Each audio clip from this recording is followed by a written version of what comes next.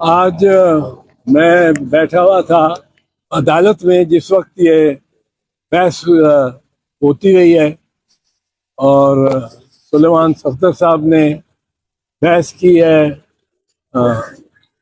इमरान खान साहब की तरफ से। और मैं ये समझता हूँ कि जो मुझे तो नजर आया, पहले भी मैं सोच रहा था, इसी ओपिनियन का हूँ, इसी राय का, कि ये केस जो है साइफर का, ये तो सिरे से बनता ही नहीं है। आज और ज्यादा उसमें मुझे यकीन हो गया। और इसको इतने खींचने की जो कोशिश प्रोसिक्यूशन कर रही है वो इसी वजह से है कि सिरे से केस बनता ही नहीं है। इसकी दो वजूहत आपको मैं बता दूं। पहली है कि जिस रोज ये साइफर, अगर मुल्क, अगर इल्जाम है, अगर उस पे अगर कोई जुर्म हुआ है, तो जिस रोज ये साइफर लहराया गया है उस रोज ये कानून में तरमीम नहीं आई हुई थी। कानून में तरमीम ना हो तो पिछले कानून के तहत इसको परखा जा सकता है। उसमें रिटेंशन ऑफ द साइफर ये जुर्म ही नहीं है। इससे पहले ये जुर्म ऐड किया गया है अगस्त 2023 को। अब जब कोई जुर्म हो या जब कोई आदमी, कोई शख्स कोई काम करे, कोई कैदो वारदात करे या कोई भी अमल करे और उस रोज वो अमल काबिल दस्तंदाजी पुलिस भी ना हो, काबिल दस्तंदाजी कानून भी ना हो, वो उस रोज वो एक मासूम एक्शन हो, अमल हो, तो उसको बाद में कानून से गैर आईनी, गैर कानूनी डिक्लेयर करके, करार देकर उसको मौसर माजी जुर्म नहीं बनाया जा सकता। तो बड़ी सिंपल सी बात है कि ये जो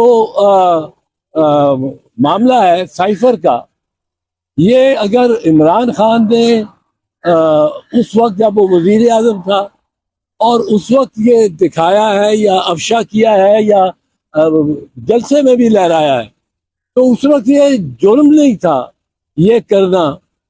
और जो चार्ज लगा रहे हैं रिटेंशन ऑफ द साइफर, ये उस वक्त जुर्म ही नहीं था। तो ये बाद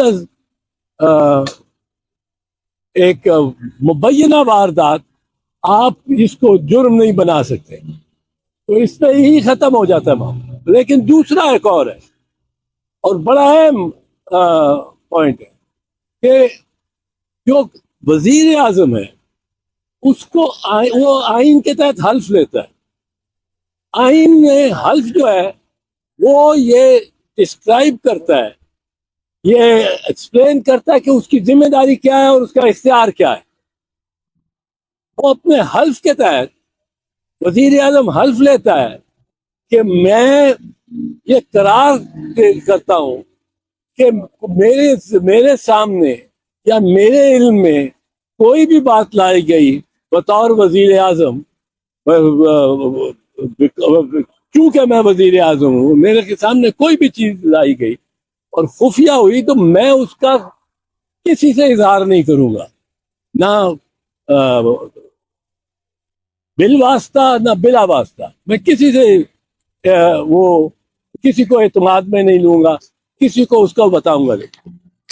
मगर अब ये लेकिन जो है इसमें, लेकिन अगर मैं समझता हुआ कि ये मेरे फराइज में और मेरी आम ड्यूटी में ये जरूरी है कि मैं अफशा करूं, तो मैं इस राज को अफशा कर सकता। अब ये आइन ने वजीर आजम को ये इख्तियार दे दिया। अब आइन ने जो इख्तियार दिया है वो आप कानून से तो नहीं उससे सलब कर सकते। आइन ने जो इख्तियार दिया है, आइन बालातर है। अब आप कानून बनाते हैं और कानून में आप ये लिखते हैं कि रिटेंशन ऑफ साइफर या सीक्रेसी ऑफ साइफर ही ले लो, उस सीक्रेसी उसकी कितनी है, किस कदर उसने रखना है, ये फैसला वजीर आज़म